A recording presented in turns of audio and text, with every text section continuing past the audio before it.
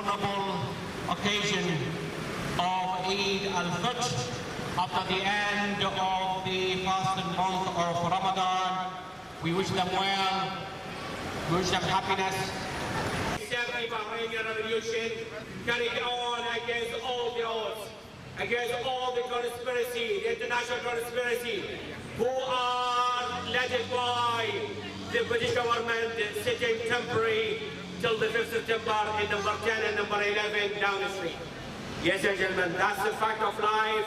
The British people, as Bahrainians and the other nations, have to live with. Yes, they're still dining and whining. And God knows, one of the two ladies gonna come after the 5th September, sitting, taking the residence in number 10. I don't know how much whoever of these two ladies, Theresa May, oh, that lady needs some, the new unknown MP, the city woman, who's gonna turn the fortunes of the British people. God knows if they elected her. God help us all. Gonna change.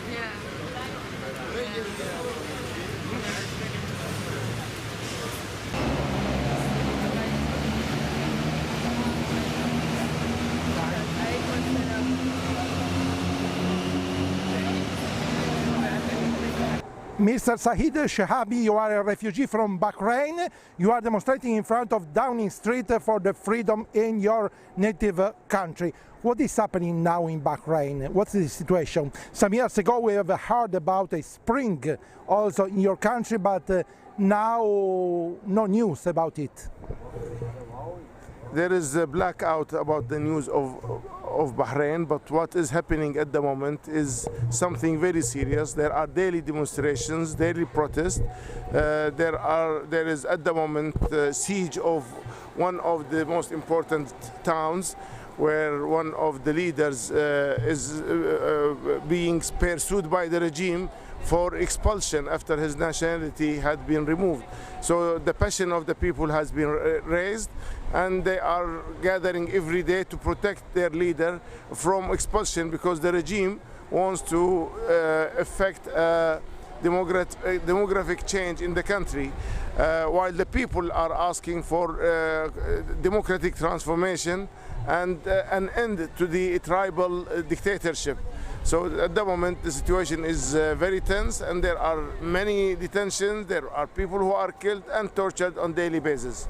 The problem is religion, the struggle between Shia and Sunnis, or is it a tribal problem? The problem in the Arab world is a struggle between the pro-democracy population of all the Arab countries and dictatorships. These dictatorships sometimes use religion to shield themselves and to create confusion among the people, and sometimes they use the media, they use everything in order to subdue the popular movement against them. So it is nothing to do with religion, it is to do with democracy and dictatorship. They use sectarianism, they use extremism, they use terrorism in order to finish the popular movement, not only in Bahrain, but in Saudi Arabia and Egypt and most Arab countries. What's the role of Saudi Arabia now in Bahrain? The Saudis are occupying the country since 2011. They send their troops, and they are sitting on inside the country. They are still there. They are still there. Their troops are still there, together with some Emirati troops from the United Arab Emirates. Of course, we also have about 30,000 Pakistanis in the police force, mercenaries. We have also Jordanian gendarmerie, and also, in addition to the American base and the newly built British base. You also demand the regime to stop persecuting Ayatollah Qasim. Who is Ayatollah Qasim? Sheikh Isa Qasim is a senior figure, both political and religious figure. He had been elected in 1972, and he was instrumental in writing up the constitution of the country, and then he was a member of the parliament, but he is also a religious leader. So he is an open-minded religious leader who wants democratic transformation.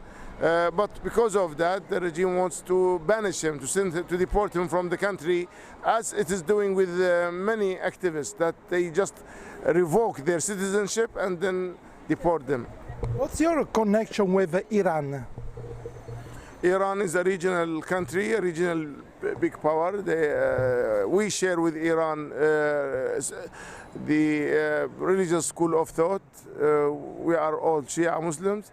And of course, as we know, Iran had a claim on Bahrain before 1971.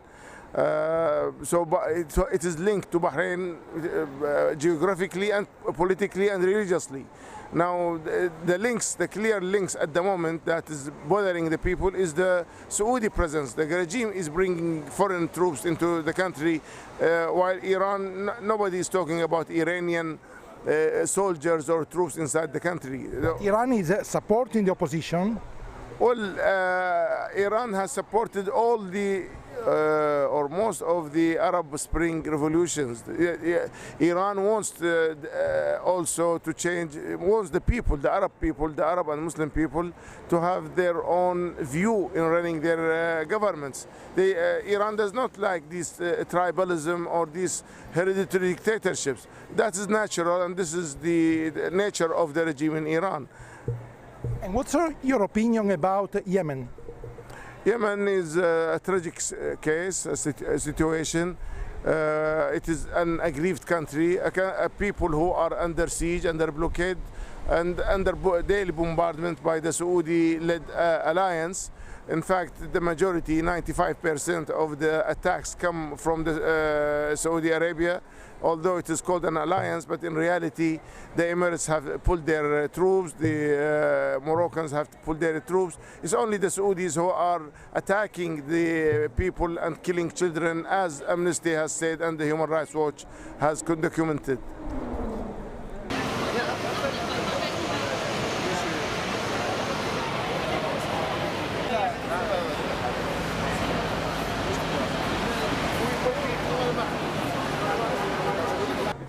We are in front of Downing Street. What do you ask to the British government? We want the British government to stop supporting these dictators. These dictators have been proven to adopt systematic torture.